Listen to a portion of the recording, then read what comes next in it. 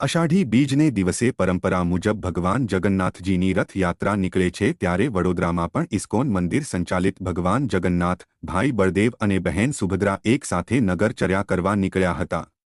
આ રથયાત્રાને મેયર, સાંસદ અને વિધાનસભાના મુખ્ય દંડક દ્વારા પહિંદ વિધિ કરાયા બાદ રથયાત્રાની શરૂઆત કરવામાં આવી હતી। વડોદરા શહેરમાં આજ રોજ ભગવાન જગન્નાથની 43મી રથયાત્રા નીકળી હતી, જેમાં હજારોની સંખ્યામાં ભક્તો જોડાયા હતા। વડોદરા રેલવે સ્ટેશન ખાતે બપોરના 2:30 કલાકે ભગવાનનો રથ આવી પહોંચ્યો હતો, જ્યાં ભગવાન જગન્નાથ, ભાઈ બળદેવ અને બહેન સુભદ્રા બિરાજિત થયા બાદ તેમની પૂજાવિધિ કરવામાં આવી હતી। વડોદરામાં ભક્ત અને ભગવાનનો સાક્ષાત્કાર થતાં સમગ્ર રૂટ પર જાણે ઉત્સવનો માહોલ જોવા મળ્યો હતો, જેમાં ભક્તોએ હરે રામા હરે કૃષ્ણના ભજનની રમઝટ બોલાવી જય જગન્નાથનો ગગનભેદી નાદ કર્યો હતો।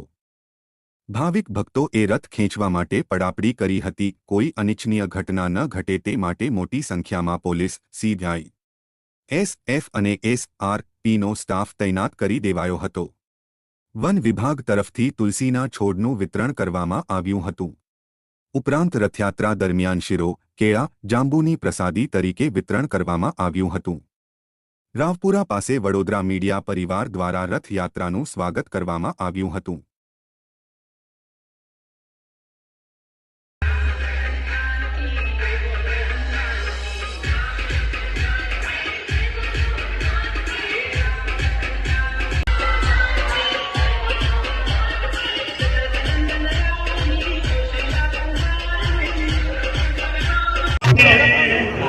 આખા વિશ્વમાં સૌથી પુરાતન ઐતિહાસિક જો કોઈ ભગવાનની મહત્વ ગણાતી હશે તો ભગવાન જગન્નાથની છે, જેનું વર્ણન સ્કંદ પુરાણમાં છે, વિષ્ણુ પુરાણમાં છે।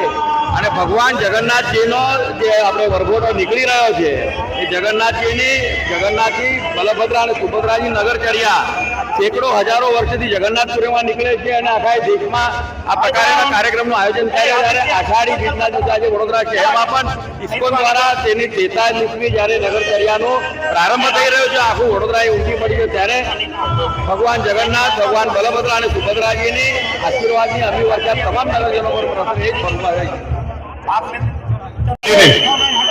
43મી રથયાત્રા નિમિત્તે આજે સમગ્ર વડોદરા શહેરમાં ભક્તિનું વાતાવરણ જોવા મળે છે। આપ જુઓ છો કે અચાનક જ વાતાવરણમાં પલટો આવ્યો છે, ધીમે ધીમે વરસાદના અમીછાટની શરૂઆત થઈ રહી છે। એ જ બતાવે છે કે ભગવાનની કેટલી તાકાત છે અને કુદરત ઉપર એમનો પ્રભાવ કેવો છે। વર્ષમાં માત્ર એકવાર જ્યારે ભગવાન નગરચર્યા નીકળે છે, પોતાના ભક્તોના સ્વાસ્થ્ય માટેની ચિંતા કરતા હોય છે, ત્યારે આ સમગ્ર કાર્યક્રમનું આયોજન જેમના માધ્યમથી થાય છે એવા ઇસ્કોન મંદિરના સેવાવિલાસ પ્રભુ, નિત્યાનંદ પ્રભુ, વાસુતોષ પ્રભુ અને એમની સમગ્ર ટીમ, એમને ખૂબ ખૂબ અભિનંદન આપું છું। સૌ લોકો આજના દિવસે જગન્નાથ પ્રભુના દર્શન કરે અને આ દર્શનથી જ જ્યારે આપણે ધન્ય થતા હોઈએ ત્યારે વડોદરાના સૌ લોકોને એમના રૂટ ઉપર ઉભા રહી અને ભગવાનના દર્શન કરવા માટે વિનંતી કરું છું।